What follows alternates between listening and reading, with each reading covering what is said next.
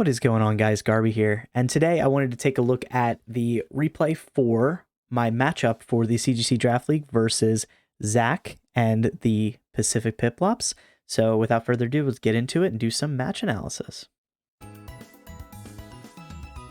So recalling Zach's team in particular and what I decided to go up against it, this is a week that I call the Big Bamboozle. So when I pull up my team, might notice something about it when we start to get into the game a little more. But looking at my team here, you can clearly see that that was a choice scarf on Rhyperior, and that's indicative of the rest of the team in that I did make it very fast. So with this, we can actually capitalize on somebody who I feel might actually try to use some anti-trick room tactics for our team. So we have things like choice scarf Rhyperior, high speed Hariyama, we have good speed on Rotom as well, and Tailwind Murkrow. So all these things combine together to make it so we have a really, really good time against people who overly prepared for Trick Room in the Draft League matchup. When you have a very, I feel in a Draft League scenario, when you have something that could be considered a more predictable, lineup, it is sometimes good to grab a win off of basically what I refer to as a bamboozle. Now, looking at Zach's team in particular, I did notice that Zach's team looked really strong as a Sun team in general. But what I was curious about was how they planned on setting the Sun, because they don't have the traditional Sun setters in their draft like Torkoal or Ninetales. So in this case, we're looking at a Illumissi to see if they're going to use Prankster Sunny Day, and perhaps there could be another Sunny Day option coming out of it. So we're going to be looking in game one to scout out that particular option. One of the biggest fears that I also have is dealing with both Gastrodon and Venusaur.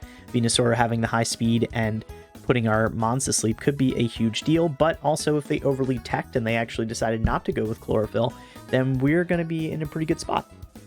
For my lineup in particular, I'm just starting out with the high speed Murkrow setup with the Rhyperior, because if they open with, say, a Charizard, then it puts us at a pretty big advantage, and they actually do.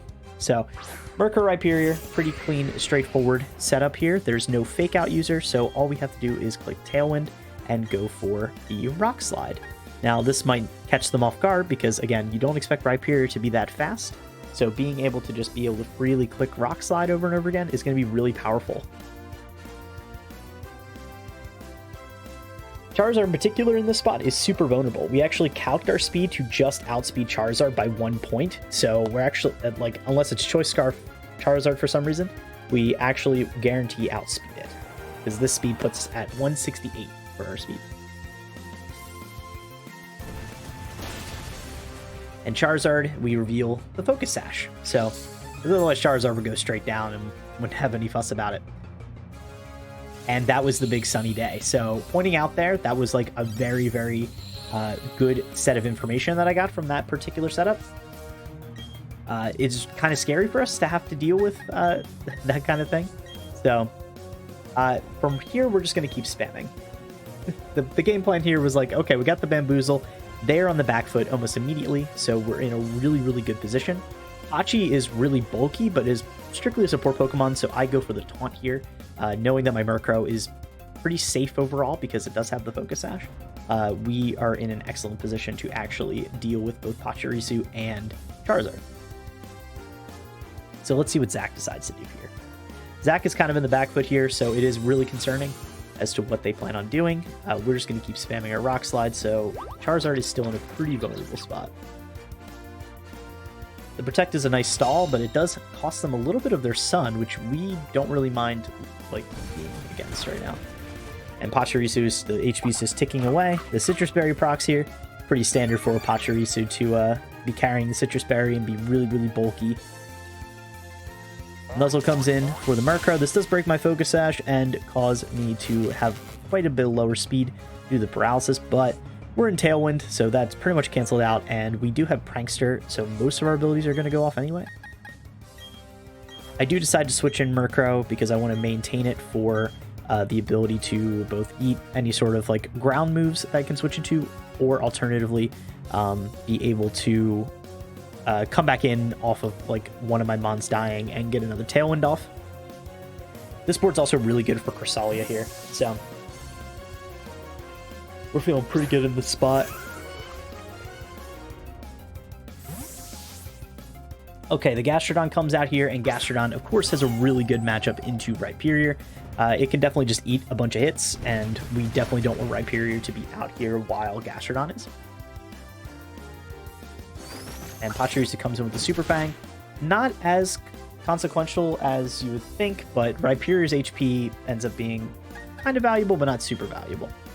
So Pachirisu pretty much has to spam off Super Fang the entire time.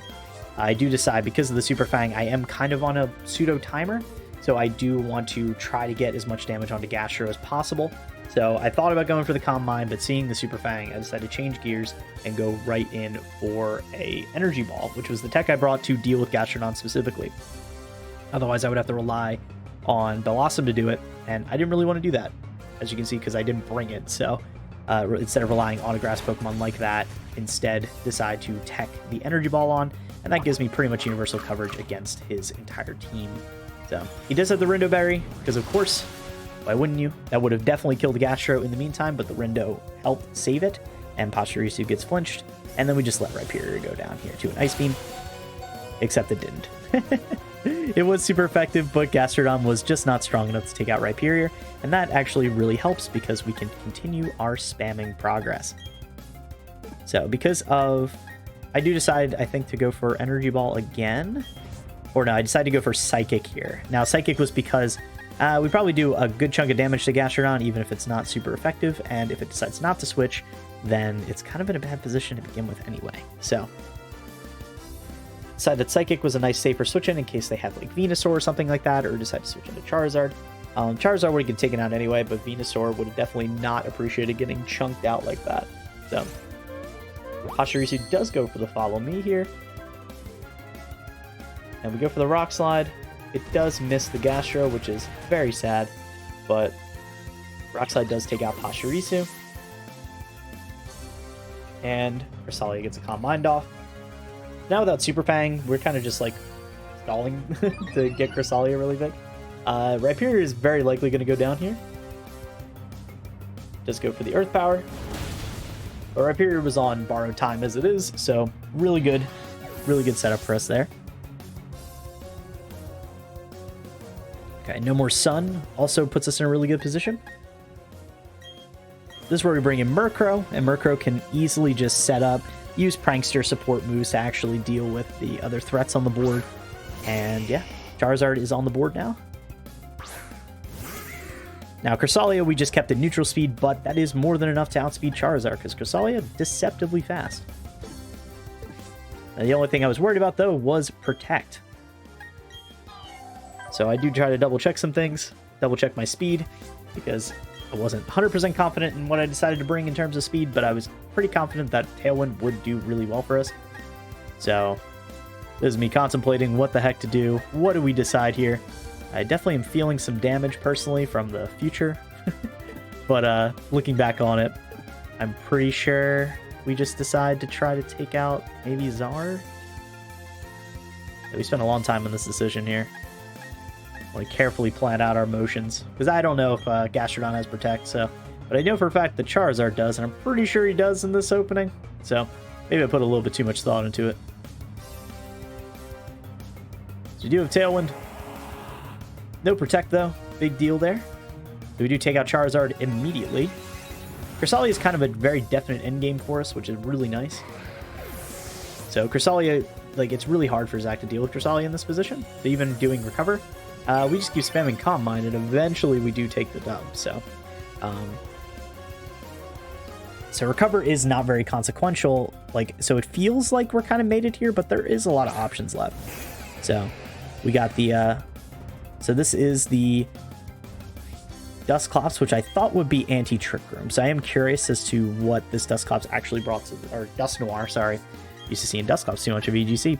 The Dusknoir ends up being the big thing that I was worried about in terms of why I picked this team in the first place, because it's very easy for something to have set up with just Imprison. So if those of you that don't know, a big anti-Trick Room tech is Imprison plus Trick Room. By imprisoning the Trick Room, your opponent cannot actually make use of Trick Room. So unless you take out the Dusknoir or Dusclops or whoever the Trick Room Imprison user is. So interesting reveal in the Thunder Punch there, which I did not expect at all, but we're in a really, really good position here to pretty much finish this game off. So looking at Dusknoir here, it's kind of in a super vulnerable position. It has to split its time between two very key targets, and I don't expect it to have anything better than the Shadow Punch. So we just start to go for the guaranteed victory. Rotom getting a nasty pot off. If it doesn't get targeted, is just going to pop off here. And Cresselia is setting up Calm Mind. We are now +2 to special attack with both of my Mons here. So pretty much it's really hard for Dusknoir in this position to actually stall anybody out. Dusknoir does go for the Trick Room here to try to give it some kind of advantage, because it's clear that my team is much faster than his. So we're going to go for Psychic here. And just a guaranteed Thunderbolt into it, and that should close out game 1. So kudos to Zach on some cool sets. I like the supportive-esque Charizard. It's clear the Charizard has like Focus Sash and potentially Blaze. So a Blaze Sunny Day Charizard could end up putting in some work if we don't neuter it first. But in this game, it didn't get to really get going or pop off in any way. Just because of the big Bamboozle. So Shadow Sneak does a fair chunk to Crest, but we are pretty defensively invested because we're Calm Mind Crest. So I go for a Psychic here, and we chunk out the Dusknoir pretty good. And then a T-Bolt from Rotom will finish it off pretty clean. Alright, game 1. Once again, just wanted to note, the Focus Sash Blaze Charizard I think is a really cool tech. And I was really surprised to not see Venusaur in this opening matchup. I think Venusaur is a really good Pokemon in this matchup. Especially a speed-oriented one. Oh, sorry.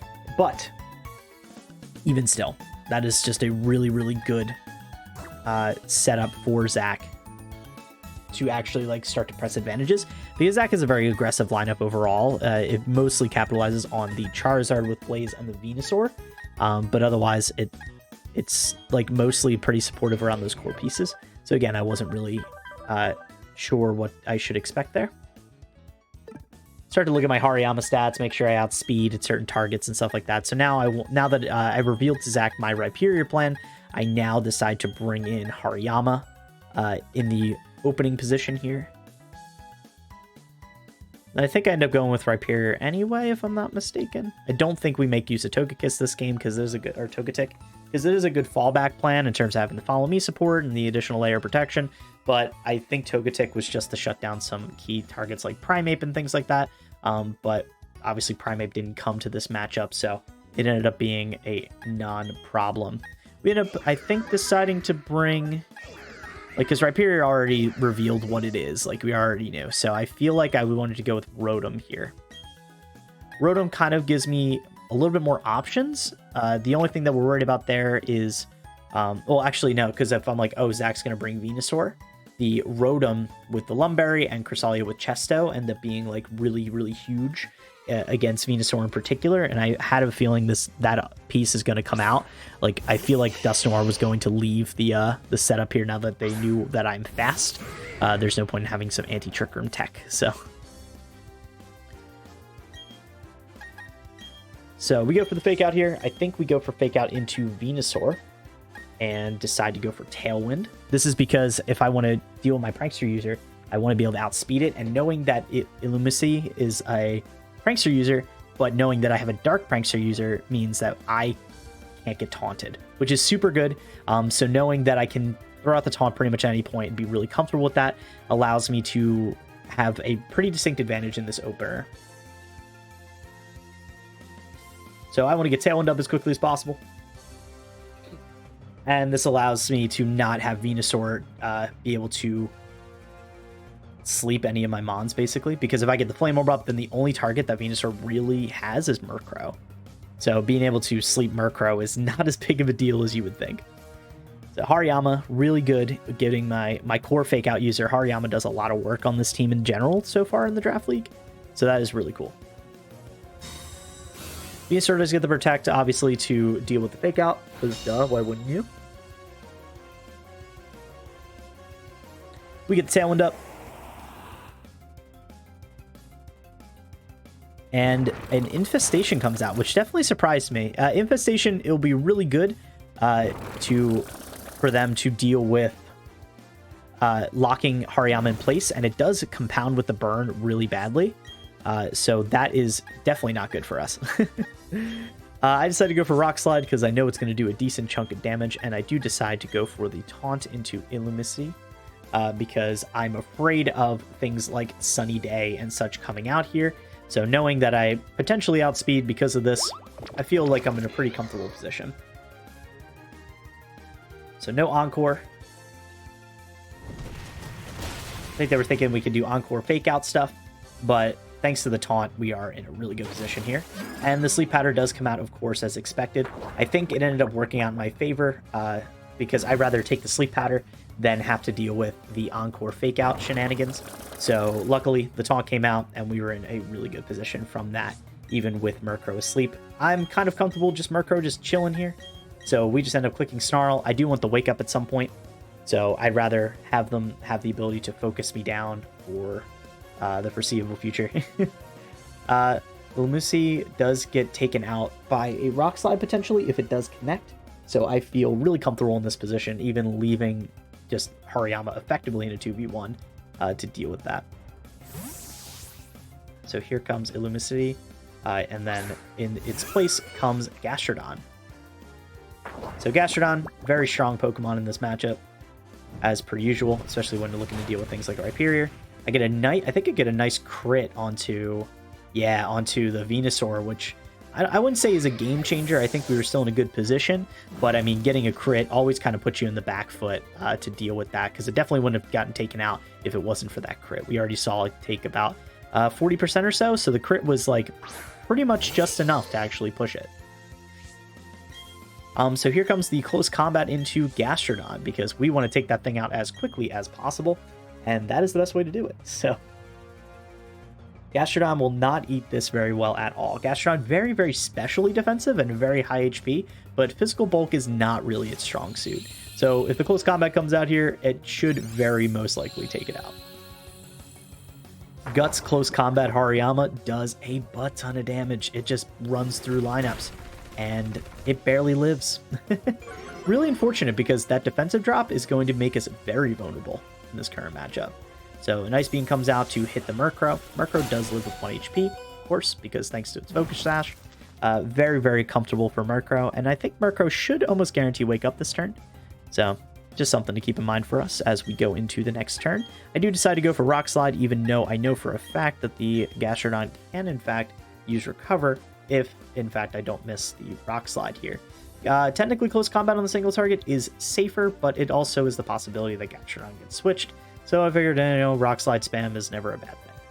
We definitely outspeed Gastrodon, especially if it's min speed, and it's very likely min speed. Too bad Murkrow was asleep for 3 turns straight, which kind of sucks. So Murkrow takes the chip damage and gets taken out here. Very, very sad, because we would love to get Tailwind up, but 3 turns of sleep is 3 turns of sleep. So we get the Rock Slide off. Should get a double kill here. And now Zach is just left with 1 single Pokemon. And if I remember correctly, it's probably Charizard, and that seems very reasonable with the lineup. You want multiple Sunny Day targets to actually bring in the Venusaur properly, and you get the Fire, Water, Grass core in your 4. So I'm like thinking, well, it's probably Charizard. Haven't seen it yet, but I think the Charizard was one of the better mons in Zach's lineup and a very core offensive piece. We bring in Cresselia here. And it is Charizard. So I decide to protect, I think. No, I think we decided to switch, don't we? No. There's no way. Yeah, we decided to protect here. Protect Calm Mind just gives us a nice solidified position against Phil here.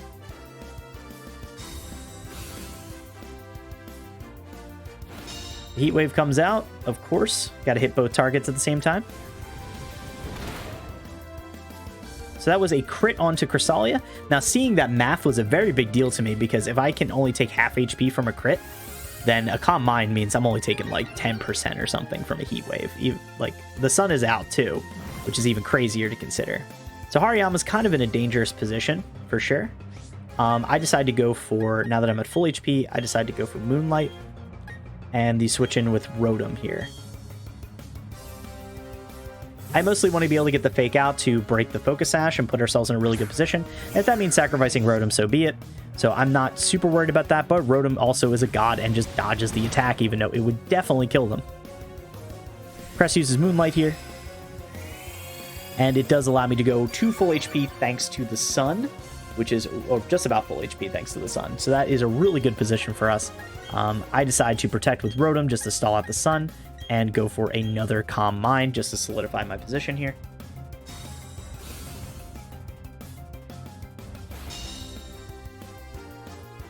Now again, knowing I only take half HP off of a crit, that means I'm barely going to take anything from this actual Heat Wave damage. So Calm Mind comes out again.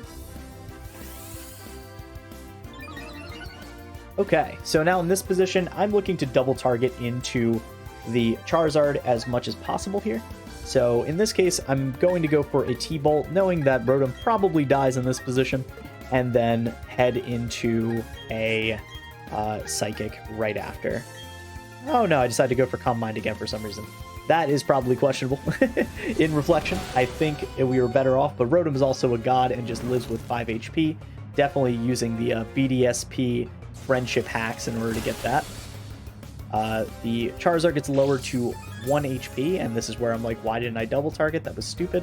I think in the back of my mind, I was thinking, well, if Rotom goes down here, I'd rather get it set up to where I can just fake out Calm Mind immediately, or fake out into Psychic and just close the game out. But also, Charizard has Protect, so like, there's no way that they don't just use that. I think here I decided to Protect because I want to conserve Rotom while I go for the swing with Psychic, or now I go for Moonlight here to eat the hit from Charizard. Again, we're prioritizing like just making sure the Sun doesn't just kill us. I know for a fact that we don't go down to a crit Heat Wave in the Sun with our current HP total, so I feel pretty comfortable in just clicking Moonlight, which is really nice. Now we're pretty much solidified. I don't think a 1 HP Charizard can close this game out, but I mean, stranger things have happened, right? Especially because Hariyama can't actually deal with Charizard in the 1v1, so God forbid Crest goes down here, then we're kind of screwed. But I think overall, they go for the Heat Wave, and of course, the Cresselia just avoids it, and Rotom does go down here, which does make me sad, but I can also just go for the Psychic counter KO and close the game out. So my match differential here ends up being 4-0, which does feel pretty good in retrospect.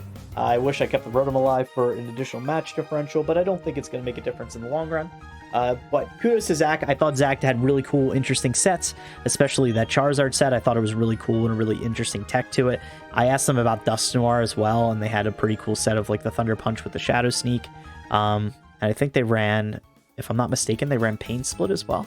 Either way, kudos to Zach again. I liked the lineup a lot, and despite the fact that it was hard to draft for an additional like sunny Pokemon in a sunny like a sun-based team, I still think they had really good techs and really good adaptations. So this has been really fun so far. So thanks again to being a part of the CGC and having the ability to play in this lineup, because it's really, really fun to do. And hopefully I can see you guys in commentary for the next video. So thanks for watching, and I'll see you next time. Bye.